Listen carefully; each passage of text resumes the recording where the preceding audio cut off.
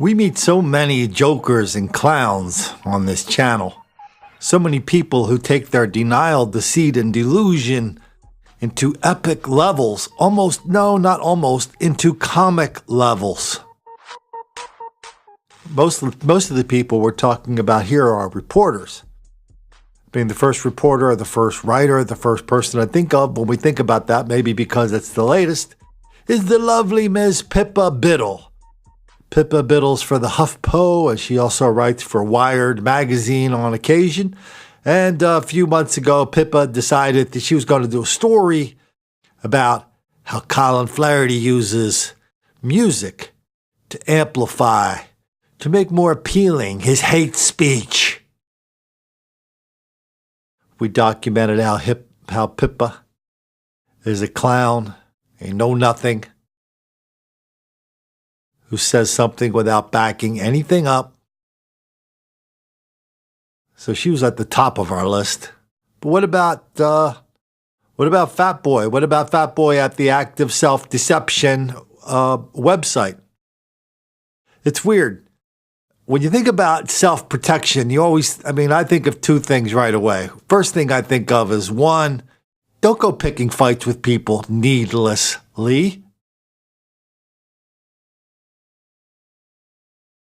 And two, you've got to be real. You've got to have a realistic view of the world, or your own delusion will kill you. Well, that's what the Fat Boy John over at Active Self-Deception was doing when he violated both of those rules. Some of our enthusiastic viewers here also used to subscribe to that channel. They'd go over there and they'd go, "Hey, Fat Boy, what do you think about Colin? He does all these videos about black violence, black on white crime. How it's wildly out of proportion. Now there's an enormous amount of black on white hostility. Also black on Asian, black on young, black on old, black on gay, black on straight, black on kittens, black on puppies, black on turtles. Hey, John, what do you think about that, John?" So John started telling people that anybody who liked Colin could not like him because Colin was a very, very, very, very bad person. I let it go for a while. Then we made a reply to it. But then the Fat Boys minions started coming over here and started repeating what the Fat Boys said, that we're bad people and we shouldn't say anything about anything because we're bad people. Here's the thing.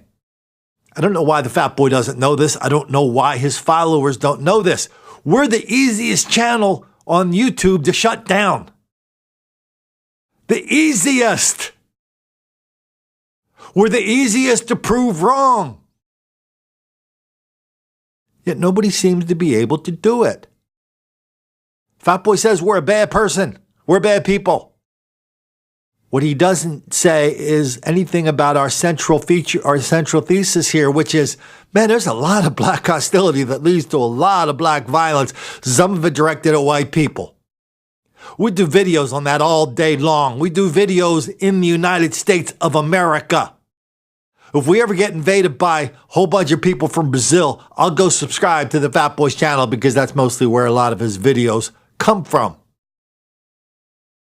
But in the meantime, if Fat Boy or Pippa, they want to shut us down, just prove us wrong. Good Lord, how easy would that be to do? Show me it's not happening. Show me white people deserve it. Show me white people do it too. Come on, Fat Boy.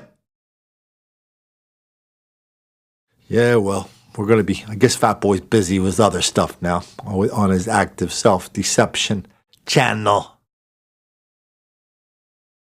But when I think of jokers and clowns who are occupying high stations in the journalistic firmament, well, you don't get much higher than the New Yorker magazine.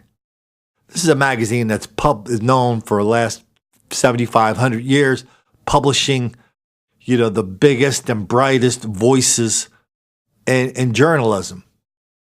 They published one of my favorite books, Truman Capote's In Cold Blood. That's how that book got started.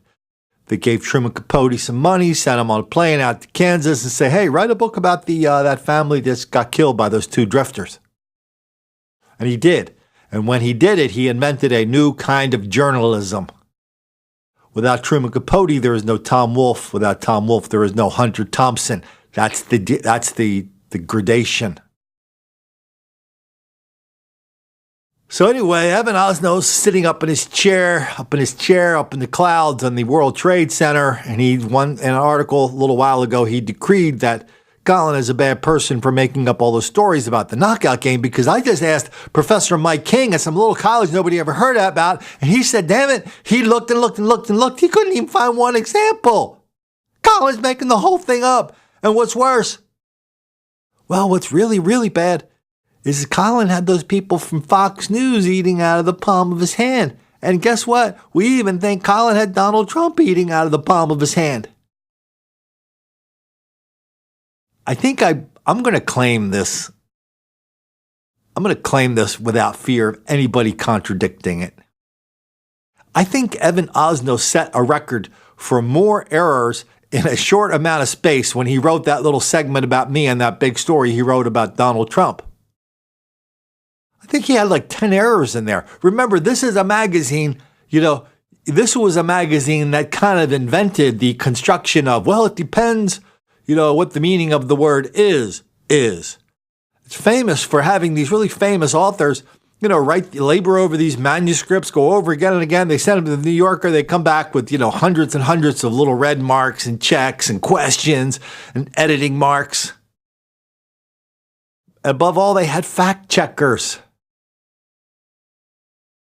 And so now Evan Osnos is sitting there scratching his head going, man, I can't figure out why anybody would say that black people go around attacking white people for no reason whatsoever. It just doesn't happen, Colin. No matter how many videos you make, no matter how many books you write, no matter how many big video compilations of the knockout game you make, we're just not going to believe it.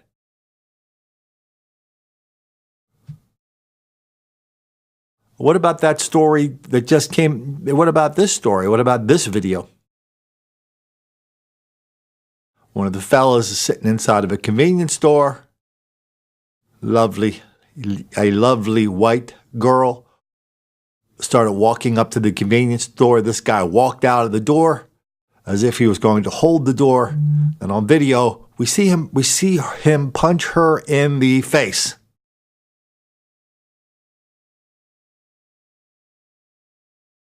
It is what it is. Oh, Colin, you don't have any proof. You don't have any proof that of the hate crime. Yeah, we're going to talk about that in a minute. But not before we head out to Cleveland. See the same thing. Here they kind of marginalize. A gang member is accused of punching a woman because she was white, is charged with a hate crime. Who gives a damn if it's a hate crime or not?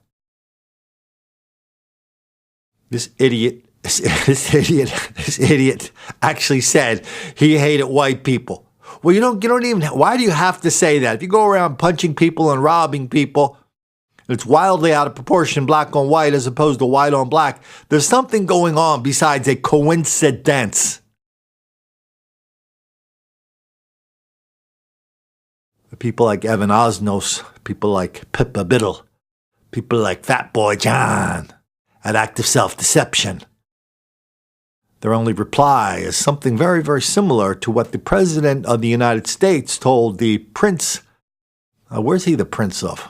Prince of, I don't know. He's the Prince of Wales, the Prince of York. I don't know. Don't even care. Anyway, Prince Harry told Prince Harry, well, let's listen to what he told Prince Harry, because this is basically what everybody tells us when we bring up this topic of black criminality wildly out of proportion. One of the dangers of the internet is that people can have entirely different realities. They can be just cocooned in information that reinforces their current biases. You know, it's amazing that somebody gets killed in Ferguson. A guy lunges for a cop's gun after beating a store clerk, lunges for the cop's gun, gets out. The guy's 6'4", a couple of 100 pounds. He's a direct threat to this cop. Cop draws down on him. All of a sudden, everybody and kills him when the guy starts charging him, attacking him again. And everybody invented this lie about hands up, don't shoot. Hands up, don't shoot. Hands up, don't shoot. That was a reason for the president of the United States to start talking about all this white racism and the bad relations between white people and black people. Now, white people, especially cops, are always picking on black people for no reason whatsoever. I mean, look at Ferguson. The president of the United States sent three, count them, three emissaries to that funeral. That doesn't count the people from the Department of Justice, the community activists that went to Ferguson to kind of smooth things out. How come every time one of these teams of community activists from the Department of Justice, a little known group, how come every time one of those guys, some of these guys show up to smooth things out, things always blew up? Ferguson, Milwaukee, Charlotte, those are three examples right there.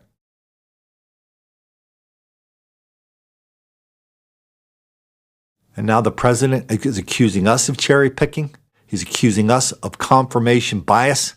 When every single member of his administration, the only qualification you had to be one of the 12,000 people he hired to run the federal government was you had to believe that black people are relentless victims of relentless white racism all the time, everywhere. That explains everything. And anything else you just had to completely ignore. You had to ignore the enormous disparity. You had to ignore the enormous violence among black people in schools. You had to ignore it on the streets.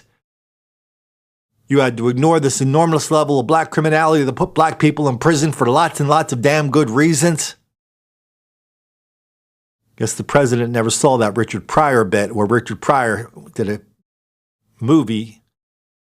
prison movie with Gene Wilder. They went out to Arizona, and Richard Pryor describes how he was down with the cause. He wanted to meet the brothers, tell them how they weren't in there for the right reason. I think the punchline is Richard Pryor met a murderer. He goes, "Man, why'd you kill those people?" The murderer says, "They was home." And Richard Pryor ends the bit by going, "Thank God for prisons."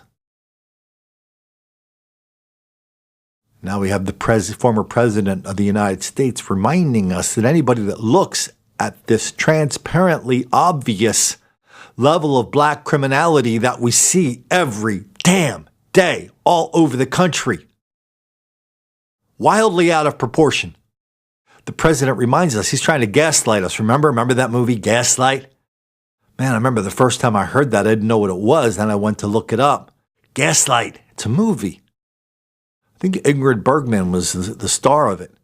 I think she might have been an heiress, and they were trying to make her believe that she was crazy.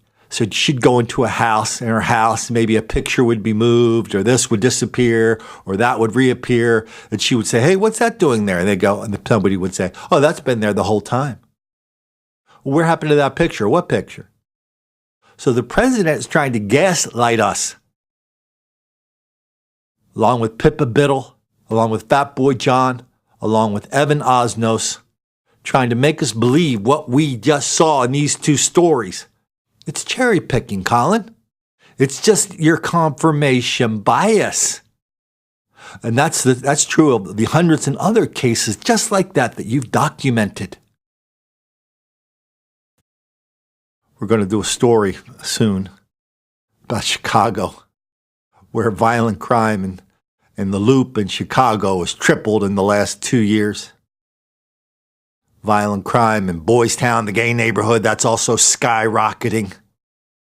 I mean, the rich people that live in the Loop, the rich people that live on the Magnificent Mile, and the gay people who live in Boys Town and Wrigleyville, they are all just targets of black criminality over and over and over. And yet they have a state's attorney, Cook County attorney, who now is main goal. Her main goal now is to make sure black people do not go to prison.